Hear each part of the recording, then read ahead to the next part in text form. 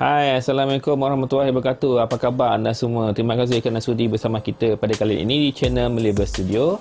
Hari ini saya ingin berkongsi ataupun bercakap sedikit tentang apa yang telah menjadi viral di Twitter berkenaan dengan Sabah. Sabah, negeri di bawah Bayu.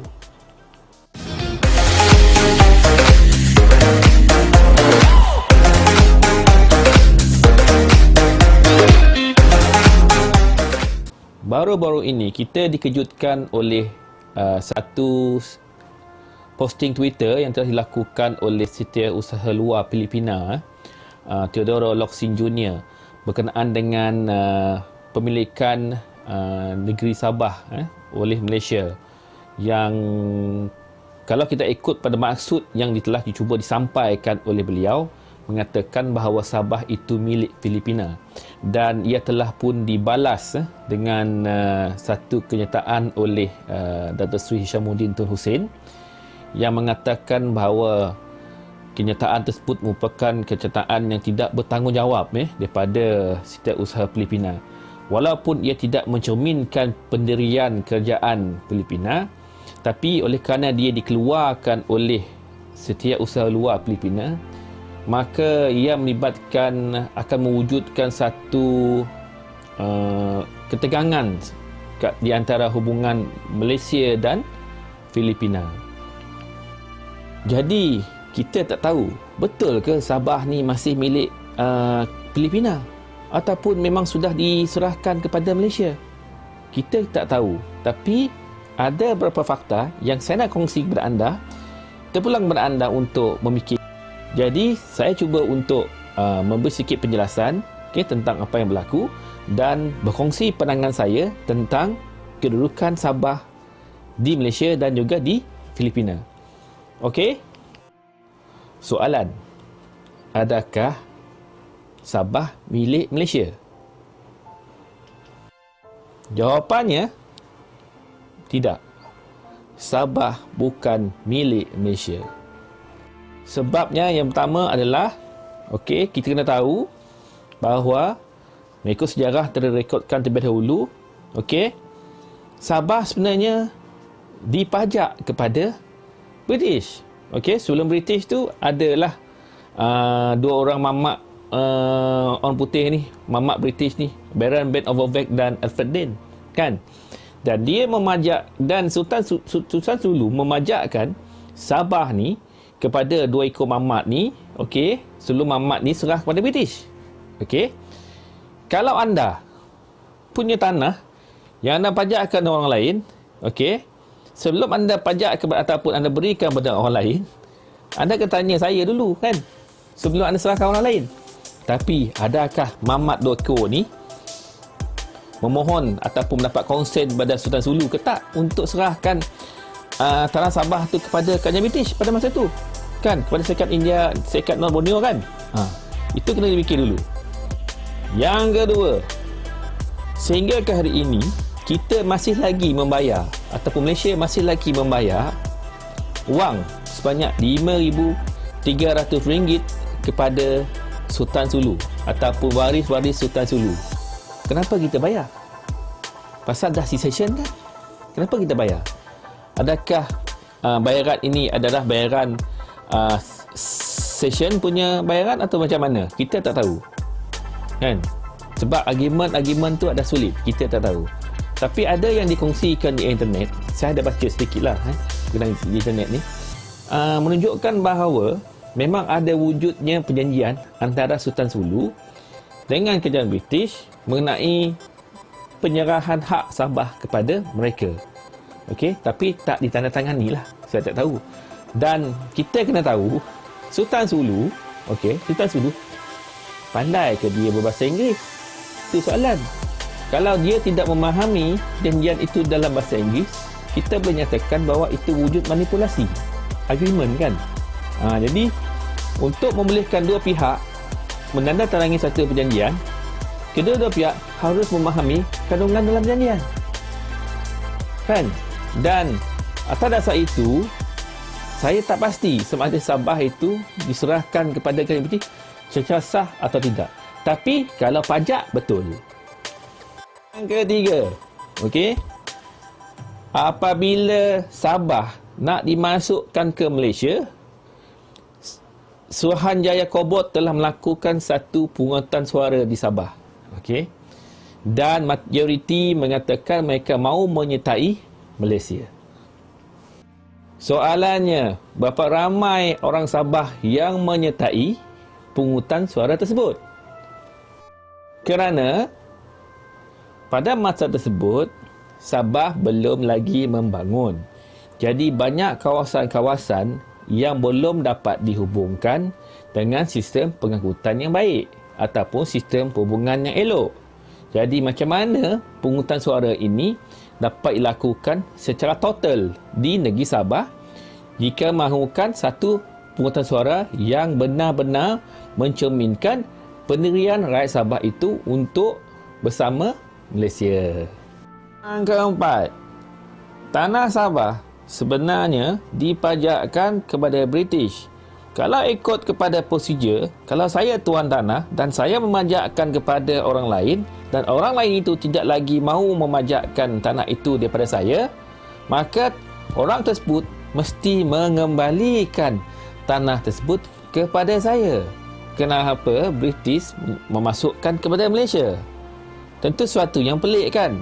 Dan bagi saya, British tidak mahu menyerahkan kepada Sultan Sulu mungkin disebabkan oleh pada masa tersebut Filipina dikuasai oleh Spanyol. Walaupun wujudnya perjanjian antara British dan Spanyol untuk melepaskan hak di selatan Filipina tersebut termasuk Mindanao, namun Spanyol tidak berada dalam kedudukan yang baik untuk membuat keputusan bagi penyerahan hak milik kawasan-kawasan di selatan Filipina. Disebabkan mereka hanyalah penjajah. Mereka bukan pemilik tanah. Yang memiliki tanah di selatan ataupun yang memiliki tanah di seluruh Filipina itu dulunya adalah Kesultanan Sulu.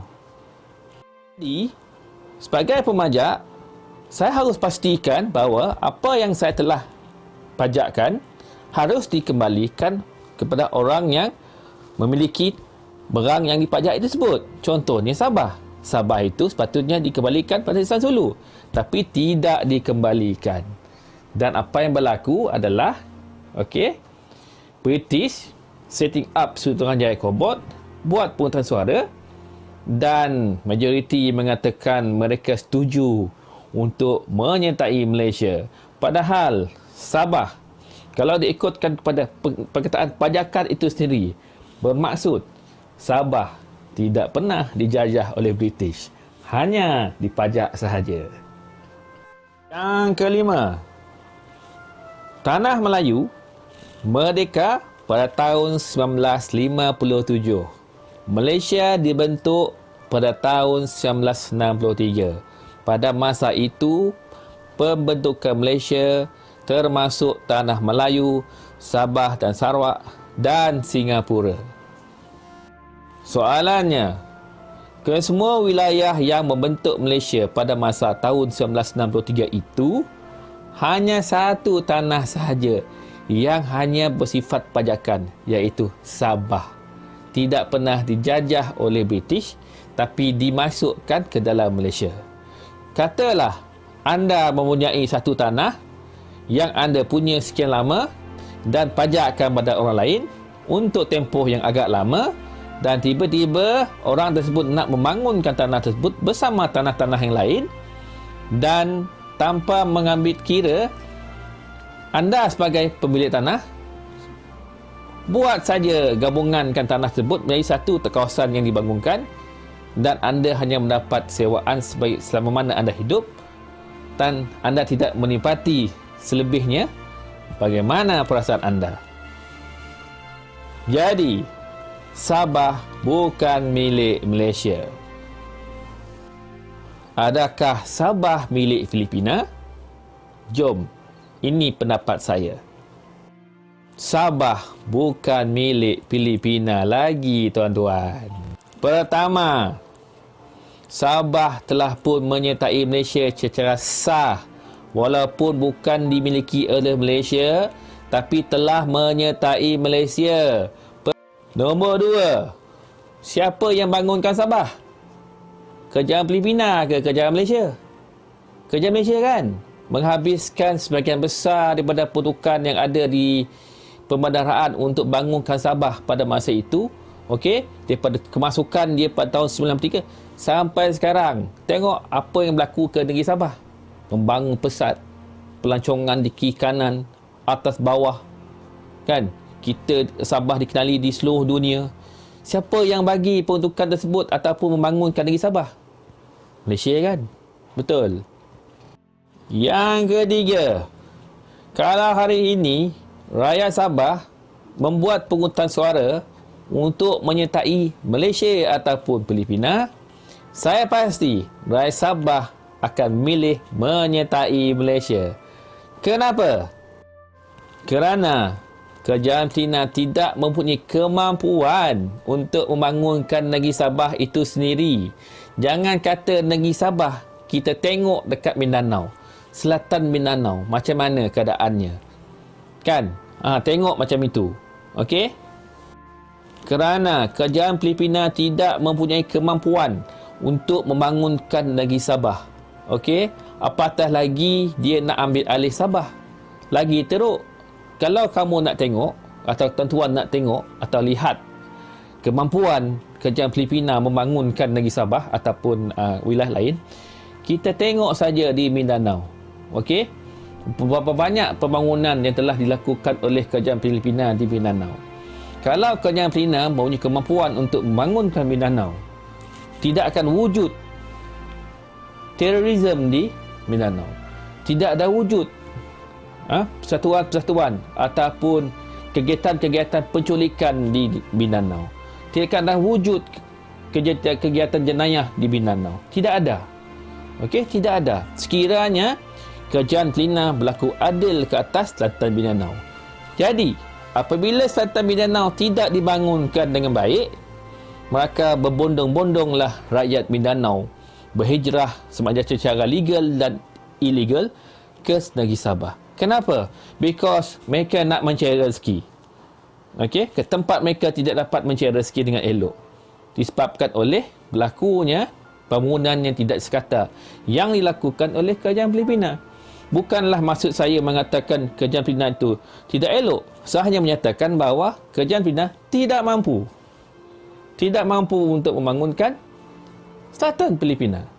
Sekiranya selatan Filipina dibangunkan, saya yakin pungutan suara dilakukan ke atas Sabah pada hari ini, rata-rata akan menyertai Filipina. Yang ketiga, Kesultanan Sulu dulunya memiliki Filipina itu sendiri.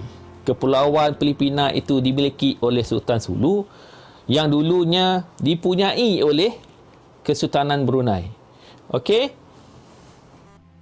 Apabila Spanyol menjajah Kesultanan Sulu dan menukarnya kepada nama Filipina, kenapa kerajaan British tidak membayar bayaran pajakan itu kepada Spanyol?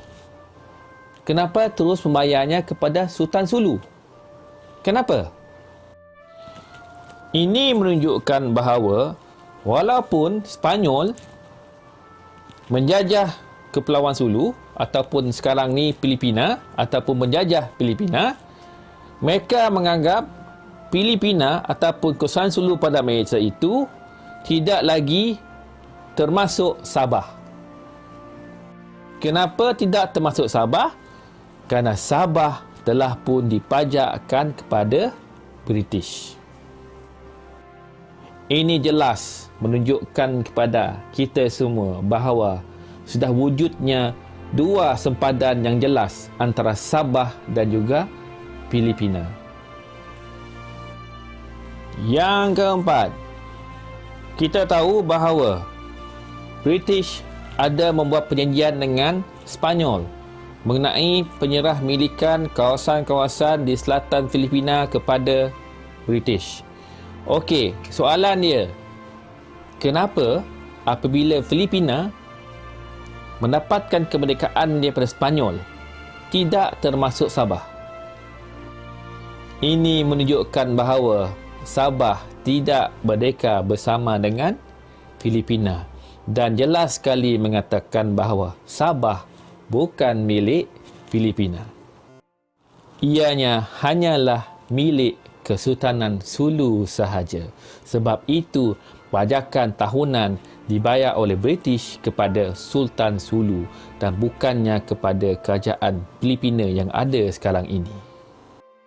Jadi tuan-tuan, kalau Sabah ini bukan milik Malaysia dan juga bukan milik Filipina, jadi milik siapakah Sabah ini? Tanah yang menjadi rebutan dua negara yang berjiran ini. Bagi saya, Sabah, negeri di bawah bayu, dimiliki oleh semua kita, termasuk yang ada di Malaysia, termasuk yang ada di Filipina. Walaupun mengikut perundangan negara, Sabah merupakan sebahagian daripada Malaysia. Namun, kita tidak larang orang Filipina menabur bakti di Sabah, bekerja di Sabah, mencari rezeki di Sabah. Kita benarkan mereka mencari rezeki di Sabah agar kemampuan negeri Sabah itu dapat dikecapi oleh semua kita yang ada di sini, semua kita yang ada di Malaysia, semua mereka yang ada di Filipina, semua mereka yang ada di Sabah. Sesungguhnya rakyat Sabah bersyukur kerana mempunyai Sabah, tanah air mereka. Sesungguhnya orang Filipina rasa bangga kerana Sabah berjaya dibangunkan di dalam Malaysia. Sesungguhnya kita rakyat Malaysia juga begitu bangga kerana Sabah menjadi sebahagian daripada kita. Walaupun bukan kita miliki, walaupun bukan dimiliki oleh Filipina, maka Sabah itu sebenarnya dimiliki oleh kita semua. Dan hargailah negeri Sabah itu sebagaimana kita menghargai negara kita Malaysia, sebagaimana rakyat Filipina menghargai negara Filipina. Sekian, terima kasih. Wabillahi taufiq wal hidayah. Assalamualaikum warahmatullahi wabarakatuh. Jumpa lagi.